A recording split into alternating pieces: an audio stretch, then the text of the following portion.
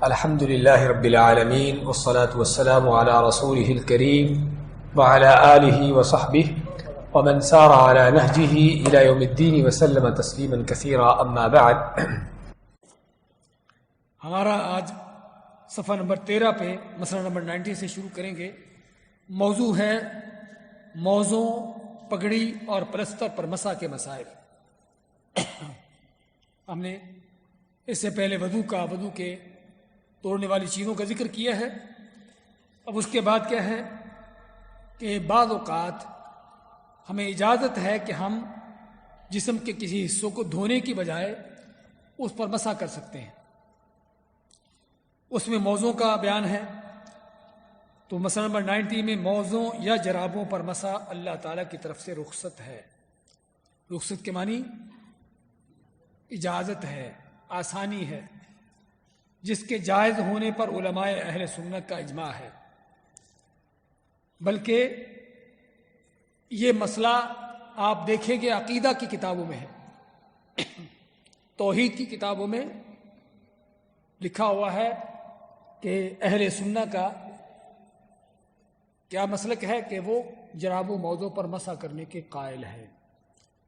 بتیوں کے برخلاف کہ بتی لوگ اس کے قائل نہیں ہیں.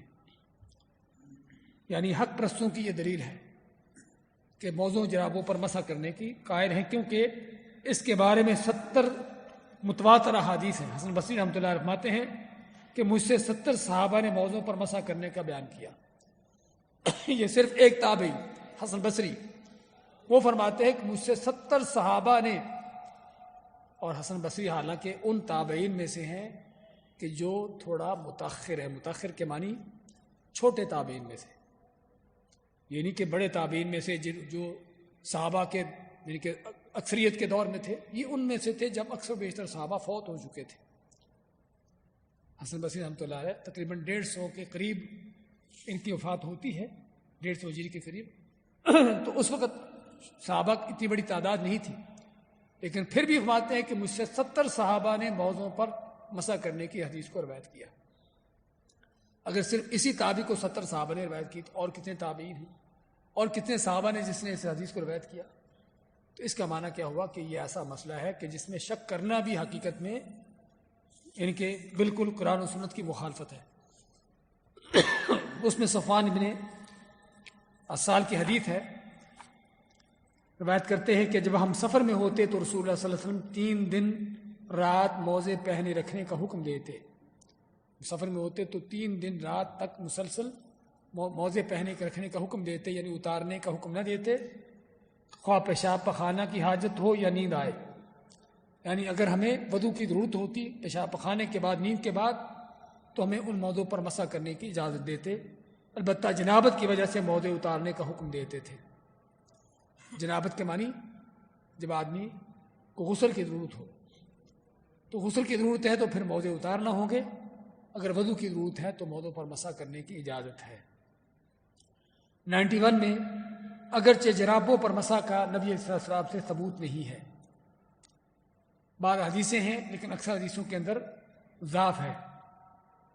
اس بارے میں مروی حدیث شاذ ضعیف ہے، لیکن ابن المنذر بہت بڑے فقہا میں سے گزرے ہیں کہ 9 صحابہ اکرام سے جرابوں پر مسح کرنا ثابت ہے. ابن المنذر کی کتاب ہے الاوسط کہ جس میں انہوں نے علماء کے اجماع کا ذکر کیا ہے.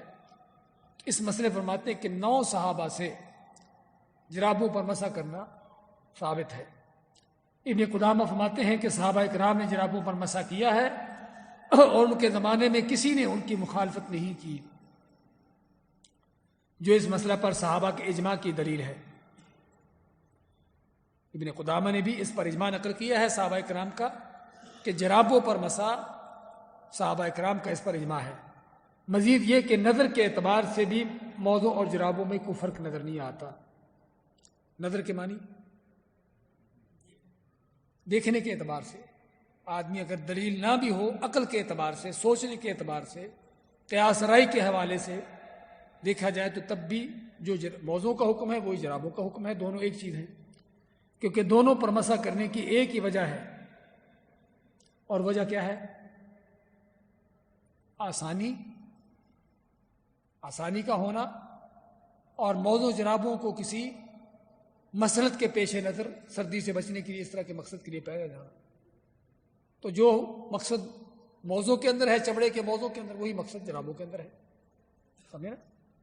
اس لیے قیاس بھی اسی پر ہے کہ جس طرح موزوں پر مسح کر سکتے ہیں ایسے جرابوں پر بھی مسح کیا جا سکتا ہے.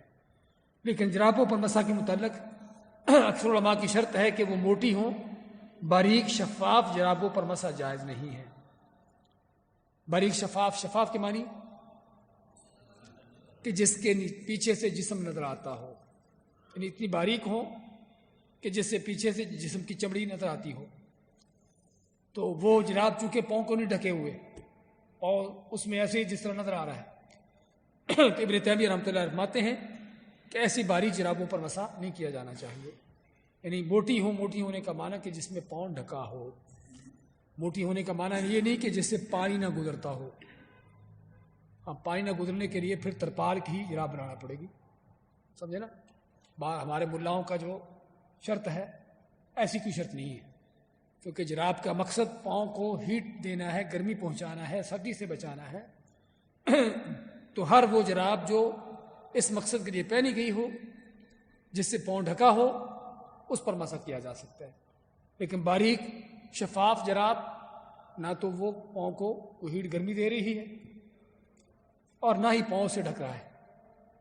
اس لیے قیاس رائے کا بھی تقاضا یہی ہے کہ باریک شفاف جرابیں جو ہیں ان پر مسح نہیں ہونا چاہیے. 92 میں اور یہ 91 میں ہم نے خاص طور پر جرابوں پر مسح کے حوالے سے کافی تفصیل ذکر کی ہے کیونکہ اس میں بعض لوگ انکار کرتے ہیں، کہتے ہیں کہ موضوع پر مسح جرابوں پر نہیں ہے. لیکن صحابہ کرام نے یہ کام کیا ہے اور سبھی صحابہ کا اس پر اتفاق اور اجماع ہے. اور جس طرح قرآن دلیل ہے، حدیث دلیل ہے، اسی طرح تیسری دلیل کیا ہے؟ اجماع امت کا اجماع وہ دلیل ہے. تو صحابہ کرام اگر کسی چیز پر اجماع کر لیتے ہیں تو وہ بھی دلیل ہے. اور خصوصاً صحابہ کے دور کا اجماع جو ہے وہ سب سے بہترین اور سب سے معتبر ترین اجماع ہے کہ جو نبی کریم صلی اللہ علیہ وسلم کے صحابی ہیں، آپ کے زمانے کے سب سے قریب ترین لوگ ہیں. تو علی کل حال جرابوں پر مسح جائز ہے، بلکہ سنت ہے، کیونکہ صحابہ کرام، خلفائے راشدین اور ان سبھی لوگوں نے یہ کام کیا ہے. 92 میں موزوں یا جرابوں پر مسح کرنے کی 4 شرطیں ہیں. موزے ہوتے چمڑے کے اور جرابیں ہوتی ہیں عام طور پر کپڑے کی، نائلون کی، اس طرح کی چیزوں کی. سمجھے نا؟ موزے چمڑے کے ہوتے ہیں اور جرابیں جو ہیں وہ کپڑے، نائلون وغیرہ اس طرح کی چیز کی ہوتی ہے. یہ فرق ہے. موزوں یا جرابوں پر مسح کرنے کی 4 شرطیں ہیں. پہلا شرط یہ ہے کہ باوضو پہنے ہوں، وضو کی حالت میں پہنے ہوں. اگر بغیر وضو کے پہنے ہیں تو پھر اس پر مسح نہیں ہوگا، ان کو اتار کر پاؤں دھونا ہوگا. دوسری شرط یہ ہے کہ پاؤں ٹخنوں تک ڈھکے ہوں، یعنی موزے یا جرابیں جو ہیں وہ پاؤں کی انگلیوں سے لے کر ٹخنوں کے اوپر تک ہوں. پاؤں کی انگلیوں سے لے کر ٹخنوں کے اوپر تک ہوں، کیونکہ آج کل خاص طور پہ ایسی جرابیں آ رہی ہیں کہ جو ٹخنوں کے نیچے ختم ہو جاتی ہیں. ان پر مسح کرنا جائز نہیں ہے، ان پر مسح نہیں ہوگا، کیونکہ جو حصہ پاؤں کا دھونا ہے ٹخنوں کے اوپر تک وہ ڈھکا ہونا چاہیے. مسح مقرر مدت کے دوران ہو. تیسری شرط کہ نبی صلی اللہ علیہ وسلم نے مسح کی مدت مقرر کی ہے، جس طرح ہم حدیث پڑھ کر آئے ہیں. تو اس مدت کے دوران مسح ہو.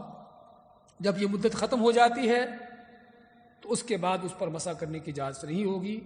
جرابیں یا موزے اتارنا ہوں گے، پاؤں کو دھونا ہوگا، مکمل وضو کر کے اس کو پہن لیں. ہاں، پھر سے آپ کا دوبارہ وقت شروع ہو جائے گا. موزے یا جرابیں پاک ہوں. چوتھی شرط یہ ہے کہ پاک ہوں، جس طرح کہ باقی کپڑے کا بھی پاک ہونا شرط ہے، ایسے موزے جرابیں بھی پاک ہونا شرط ہیں. سیدنا علی رضی اللہ تعالیٰ فرماتے ہیں کہ رسول اکرم صلی اللہ علیہ وسلم نے 3 دن رات مسافر کے لیے اور 1 دن رات مقیم کے لیے موضوع کی مسح کی مدت مقرر کی. اگر مسافر ہے تو 3 دن اور 3 رات تک، یعنی جس کو ہم 72 گھنٹے کہتے ہیں، 72 آورز. اگر مقیم ہے تو 1 دن اور 1 رات 24 گھنٹے تک آپ اس پر مسح کر سکتے ہیں. 93 میں مسح کی مدت کب شروع ہوگی؟ مسح کی مدت پہلی بار مسح کرنے سے شروع ہوتی ہے.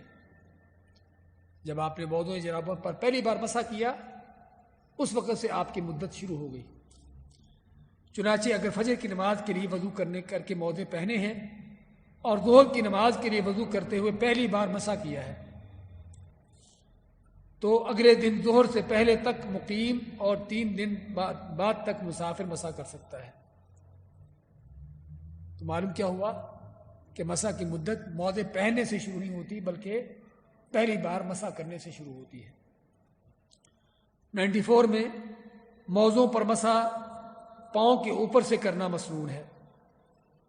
پاؤں کے اوپر کے حصے سے مسح وہاں پر کیا جاتا ہے، نیچے سے نہیں، جس میں سیدنا علی کی حدیث فرماتے ہیں کہ لو کان الدین بالرأی لکان اسفل الخف اولا بالمسح من اعلیٰ، کہ اگر دین اپنی رائے سے اپنی عقل سے ہی ہوتا تو موزوں کو جرابوں کا مسح نیچے سے کرنا چاہیے تھا، پاؤں کے نیچے سے، نہ کہ اوپر سے. لیکن میں نے رسول اللہ صلی اللہ علیہ وسلم کو اوپر سے مسح کرتے ہوئے دیکھا ہے. یہ آپ صلی اللہ علیہ وسلم کی سنت بھی ہے اوپر سے مسح کرنا، اور ویسے بھی عقل کا تقاضا بھی یہی ہے. اگرچہ بعض اوقات آدمی کہہ سکتا ہے کہ عقل کا تقاضا تو یہ ہے کہ نیچے گندگی لگتی ہے نیچے مسح ہو تاکہ وہ جگہ صاف ہو جائے، لیکن وہ صاف ہونے کی بجائے اور گندی ہوگی. جب نیچے کا حصہ تر ہو جائے گا، گیلا ہو جائے گا تو کیا ہوگا؟ اس کے ساتھ اور مٹی لگے گی. اس لیے اسلام کی حکمت اسی میں ہے، آسانی بھی اسی میں ہے کہ پاؤں کے اوپر سے مسح ہو. اسی طرح 95 میں جس نے دوران اقامت موضوع پر مسح شروع کیا ہو پھر سفر شروع کر دیا تو سفر کی مدت یعنی 3 دن تک مسح کر سکتا ہے. اس کے برعکس اگر دوران سفر مسح شروع کیا ہو اور پھر اقامت اختیار کی تو مقیم کی مدت 1 دن تک مسح کرے گا. مسئلہ سمجھیے، آپ مقیم تھے، گھر میں ٹھہرے ہوئے تھے، وضو کر کے موزے جرابے پہن لیے، اور اب آپ کے لیے مقیم ہوتے ہوئے کتنی مدت ہے؟ 1 دن اور 1 رات. لیکن آپ نے اسی دوران اپنا سفر شروع کر دیا تو اب آپ کے لیے 3 دن اور 3 راتوں تک مدت ہے، کیونکہ آپ مسح کی مدت جو ہے اس پر دیکھیں گے جہاں پر آپ کا اینڈ ہو رہا ہے. اینڈ کسی پر ہو رہا ہے؟ سفر کی حالت میں. تو سفر کے لیے کیا ہے؟ 3 دن اور 3 راتیں. اگر سفر کی حالت میں آپ نے موزے جرابے پہنے تھے وضو کر کے اور گھر پہنچ گئے، پھر آپ کے لیے 1 دن اور 1 رات رہ جائے گا، 3 دن اور 3 راتیں نہیں رہیں. اسی طرح 96 میں باوضو حالت میں موزے جرابے اتار دینے سے وضو باقی رہتا ہے، ختم نہیں ہوتا، جیسا کہ سر کے بال بنوانے سے وضو ختم نہیں ہوتا. لیکن اسی وضو میں دوبارہ موزے پہننے کے بعد اس پر مسح کرنا جائز نہیں، بلکہ دوبارہ وضو کر کے موزے پہننا ہوں گے. یہ بھی مسئلہ سمجھیے، آپ نے وضو کر کے موزے پہن لیے، جرابے پہن لی اور مسح کر لیا. اگلی نماز کے لیے مسح کیا آپ نے. مسح کرنے کے بعد ابھی آپ وضو کی حالت میں ہی تھے، آپ نے موزے جرابے اتار دیے، تو کیا موزے جرابے اتارنے سے وضو ٹوٹ جائے گا؟ بعض علماء کہتے ہیں کہ ٹوٹ جاتا ہے. ہم چاہتے ہیں کہ مسائل کو تھوڑا سمجھیے. کہ بعض علماء کے نزدیک موزے جرابے اتارنے سے ہی وضو ٹوٹ جاتا ہے. کیوں ٹوٹ جاتا ہے؟ وہ کہتے ہیں کہ جس موزے پر آپ نے مسح کیا تھا وہ تو آپ نے اتار دیا، اب وضو کیسے رہے گا؟ لیکن ہم کہیں گے کہ اگر وضو کرتے ہوئے بالوں پر مسح کیا، سر پہ مسح کیا اور پھر بال منڈوا دیے، تو کیا کسی عالم نے کہا ہے کہ بال منڈوانے سے وضو ٹوٹ جاتا ہے؟ تو اگر وہاں پر نہیں ٹوٹتا تو پھر یہاں پر بھی نہیں ٹوٹے گا. یہی اسی کو کہتے ہیں قیاس، یہی قیاس ہے، سمجھے نا. لیکن یہاں پر کیا ہے کہ آپ نے اگر موزے اتار دیے، اتار کر پھر وضو کی حالت میں آپ نے دوبارہ پہن لیے، اتارے تو وضو نہیں ٹوٹے گا، جب تک وضو باقی ہے آپ نمازیں پڑھ سکتے ہیں. لیکن آپ نے موزے اتار کر پھر وضو کی حالت میں دوبارہ پہن لیے، اب آپ کے لیے اس کی مدت ختم ہو گئی. اب آپ کو اگلے وضو پہ کیا کرنا ہوگا؟ موزوں کو جرابوں کو اتار کر پاؤں دھونا ہوں گے، ان پر مسح نہیں کرنا ہوگا. ہاں پاؤں دھو کر پہن لے، پھر سے آپ کی مدت شروع ہو جائے گی. 97 میں موزوں یا جرابوں پر مسح کرنے کی اجازت صرف وضو کے دوران ہے، صرف وضو کی حالت میں مسح کریں گے، جبکہ غسل کرتے ہوئے انہیں اتارنا ہوگا۔ غسل کرتے ہوئے ہمیں معلوم ہے کہ پورے جسم کو اچھی طرح تر کرنا ہے، تو اس لیے موزوں جرابے بھی اتارنے ہوں گے، جیسے کہ صفوان بن عسار کی سابقہ حدیث ہم نے پڑھی ہے کہ جنابت کی وجہ سے موزے اتارنے کا حکم دیتے تھے۔ تو یہ تھا موزوں کے بارے میں، جرابوں کے بارے میں۔ اچھا، اس میں یہ ہے کہ بعض اوقات جرابیں پھٹی ہوتی ہیں، موزوں کے اندر سوراخ ہوتے ہیں، پھر کیا حکم ہے؟ اگر پھٹی ہے جرابوں کے اندر، یعنی کہ موزوں کے سوراخ ہے، تو تب بھی مسح کر سکتے ہیں، بشرطے کہ ٹخنے کے اوپر تک ہوں تو مسح کر سکتے ہیں، اس کے پھٹے ہونے یا ان کے سوراخ ہونے سے کوئی فرق نہیں پڑتا۔ آگے 98 میں سر پر پگڑی باندھی گئی ہو تو اس پر بھی مسح کرنا جائز ہے۔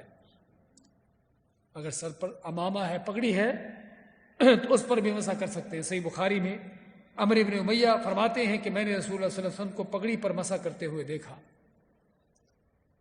عمرو بن امیہ صحابی ہیں، فرماتے ہیں کہ میں نے آپ صلی اللہ علیہ وسلم کو پگڑی پر مسح کرتے ہوئے دیکھا، لیکن سر پر رکھی جانے والی ٹوپی، رومال وغیرہ پر مسح کرنا جائز نہیں ہے۔ دونوں میں فرق کیا ہے؟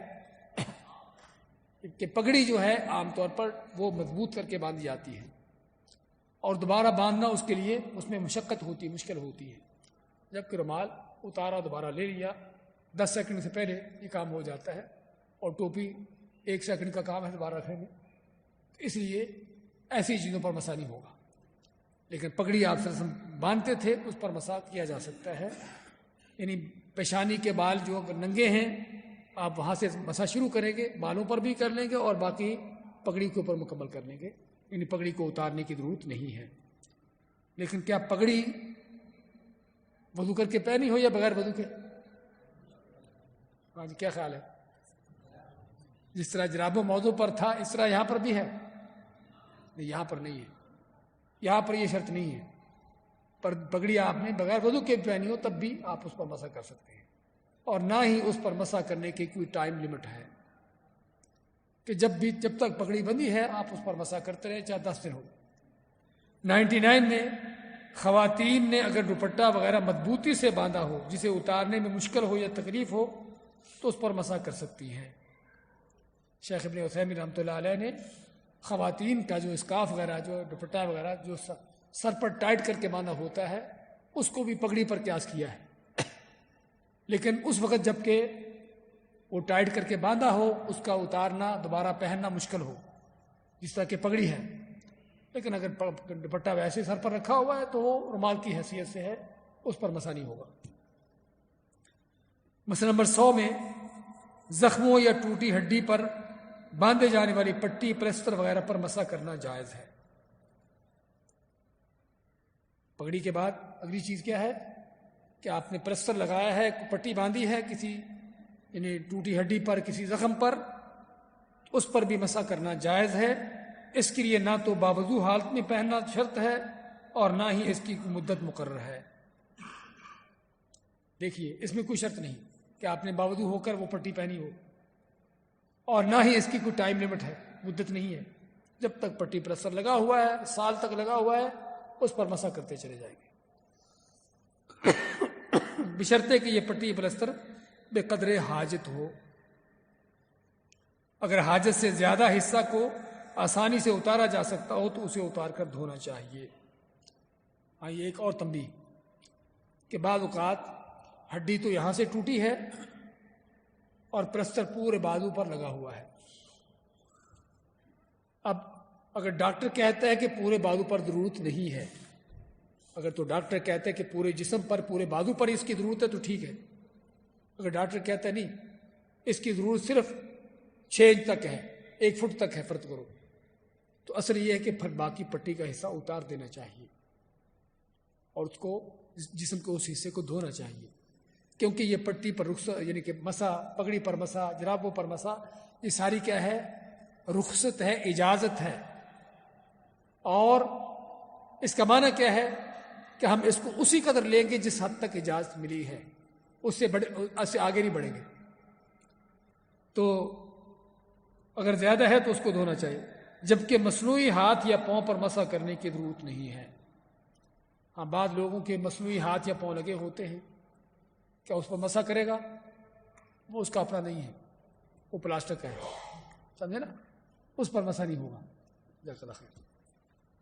تو اس لیے ان چیزوں کو جاننے کی ضرورت ہے، موضوع پر مسح پر یعنی ان چیزوں کا، تو تاکہ ہمیں، اور یہ بھی آخر میں مسئلہ کہ اللہ کی طرف سے رخصت ہے، اجازت ہے، تو ہمیں ان رخصتوں کو قبول کرنا چاہیے۔